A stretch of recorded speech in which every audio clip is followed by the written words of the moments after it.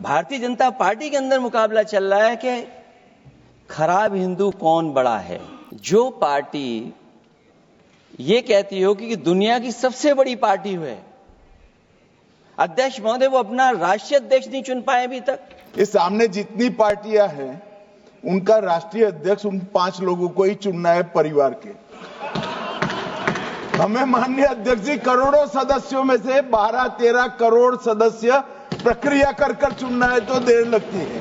आपके यहां जरा भी देर नहीं लगेगी। मैं कह देता हूं अभी 25 साल तक आप अध्यक्ष हो जाओ, नहीं बदल सकता।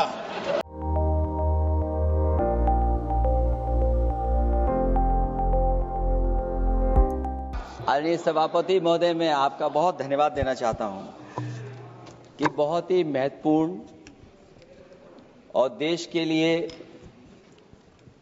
और बड़ी आबादी के लिए भारतीय जनता पार्टी की सरकार में एक और बिल आया है। क्योंकि मेरे से पूर्व में जो हमारे साथी बोले हैं वो माननीय सदस्य हमारे साथ नहीं, लेकिन मैं उनके बहुत सारी बातों से सहमत हूं। और अध्यक्ष महोदय, मैं देख रहा हूं जो एक्स कांग्रेस वाले वो ज्यादा बोल रहे हैं।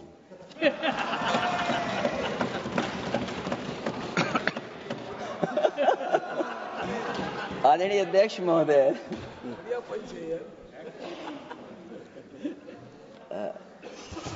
अध्यक्ष महोदय, जो आज बिल पेश हुआ है, मैं हिंदी और अंग्रेजी को जो कुछ समझ सकता हूं वो यही मैं कह सकता हूं कि माननीय मंत्री जी ने ये कहा कि ये उम्मीद है।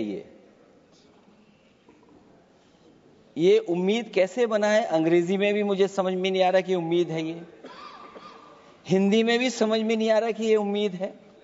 यूनिफाइड वक्फ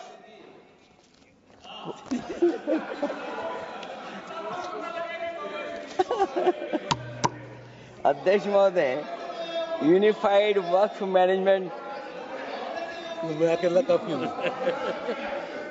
अध्यक्ष महोदय, ये अध्यक्ष महोदय, मैं समझ सकता हूं कि मैं वो बात छेड़ना नहीं चाहता था, लेकिन क्या करूं, मजबूरी है अब।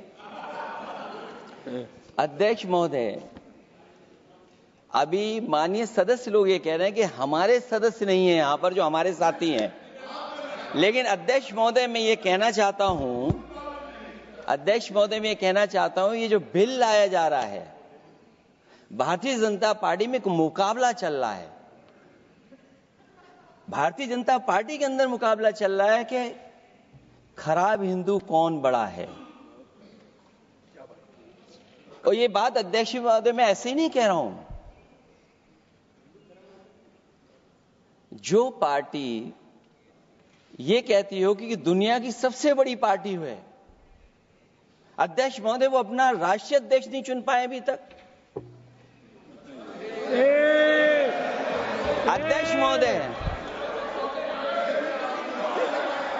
अध्यक्ष महोदय, भारतीय जनता पार्टी क्या है?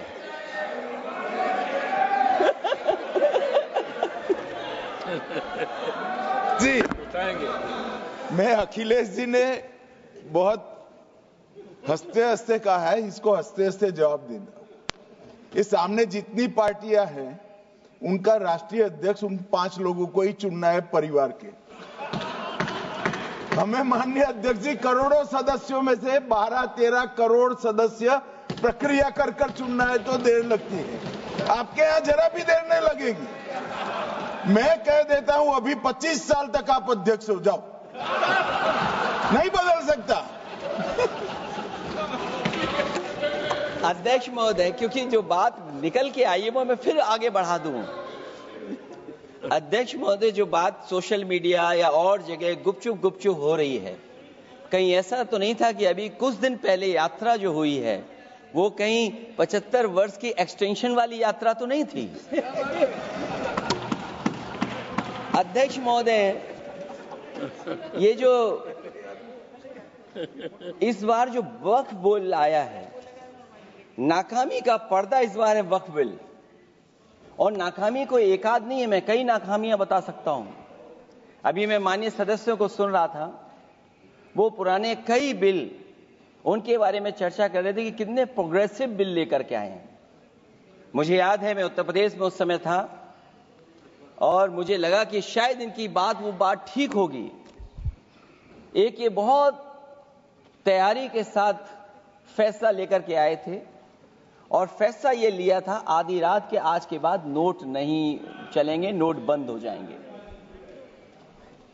अध्यक्ष महोदय, उस नोटबंदी नाकामी के बारे में भी तो चर्चा हो जाए कि अभी भी न जाने कितनी जगह पर कितना रुपया निकला जा रहा है, कितना निकल करके आ रहा है। केवल नाकामी नोटबंदी की नहीं, नाकामी बेरोजगारी की भी है, नाकामी महंगाई की भी है, नाकामी किसान की आय दोगुनी नहीं कर पाए वो भी इनकी नाकामी है। मुझे याद है एक माननीय मंत्री जी पूरे देश की नदियों के बारे में बीओडी बता रहे थे, लेकिन माननीय मंत्री जी ये भूल गए कि उनके शहर में, उनके क्षेत्र की जो नदी है उसकी बीओडी क्या है।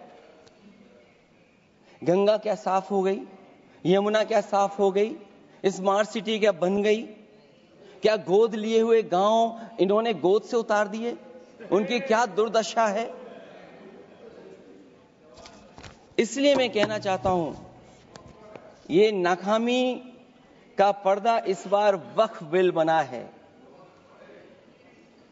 और सबसे बड़ी बात तो यह है कि जिसके लिए फैसला होना है उसकी बात को अहमियत न देना भी नाइंसाफी है। अध्यक्ष महोदय, नाकामी केवल यहां तक नहीं है और भारतीय जनता पार्टी क्या है, मैं केवल एक पुरानी घटना याद करता हूं। एक बार फैजाबाद अयोध्या में एक कार्यक्रम था, उसमें बड़ी तैयारी की गई थी और तैयारी के साथ कलाकार मुंबई से बुलाए गए थे।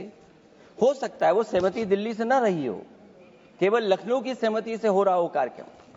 और जब कार्यक्रम की पूरी तैयारी हो गई, भगवान श्री राम बनकर के कोई आ गया, लक्ष्मण बनकर के कोई आ गया, मां सीता भी बनकर के कोई आ गया, हनुमान जी और भगवान हनुमान भी बनकर के कोई आ गया।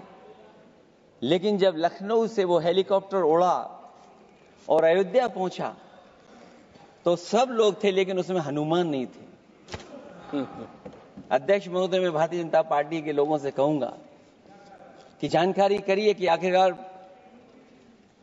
भगवान श्री राम थे, लक्ष्मण थे, सीता थी, लेकिन हनुमान क्यों नहीं थे? हनुमान इसलिए नहीं थे, शायद उनकी जात या धर्म कुछ और था। अध्यक्ष महोदय, ये देश मिलीजुली संस्कृति से चला है, कुछ हमने सीखा, कुछ उन्होंने सिखाया।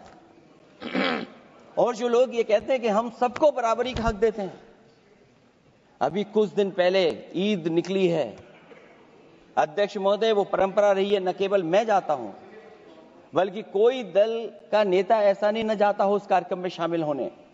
भारतीय जनता पार्टी के जो मुख्यमंत्री, उप मुख्यमंत्री, वो भी जाते हैं, उप मुख्यमंत्री, सभी धर्मों के नेता आते हैं। लेकिन पता नहीं इस बार क्या साजिश थी, षड्यंत्र था कि वहां पर कुछ पाबंदी लगी हुई थी। अगर किसी कारण पाबंदी लगी हुई थी तो बात समझ में आती है, लेकिन जब जानकारी हुई है, किसी को नहीं पता था कि पाबंदी क्यों लगी है कि आप नहीं जा सकते वहां पर कार्यक्रम में शामिल होने। क्या यही भारत है, यही संविधान हमें रास्ता दिखाता है? अध्यक्ष महोदय, मंत्री जी बताएं हमें, वो खुद भी माइनॉरिटी हैं, भगवान बुद्ध के रास्ते पे चलते हैं। भगवान बुद्ध का रास्ता दूसरा है। हम आपको अपना मानते हैं तब भी जब आप हमारे बहुत सारे ग्रंथों को नहीं मानते, तब भी हम आपको अपना मानते हैं। आप हमारे पुराणों को नहीं मानते हैं, आप हमारे उपनिषदों को नहीं मानते हैं। लेकिन सोचिए, हम हिंदू वो लोग हैं जो आपको स्वीकार करते हैं और गले लगा करके चलते हैं। अब मैं दूसरे धर्म पे नहीं जाऊंगा, कोई नाराज हो सकता है।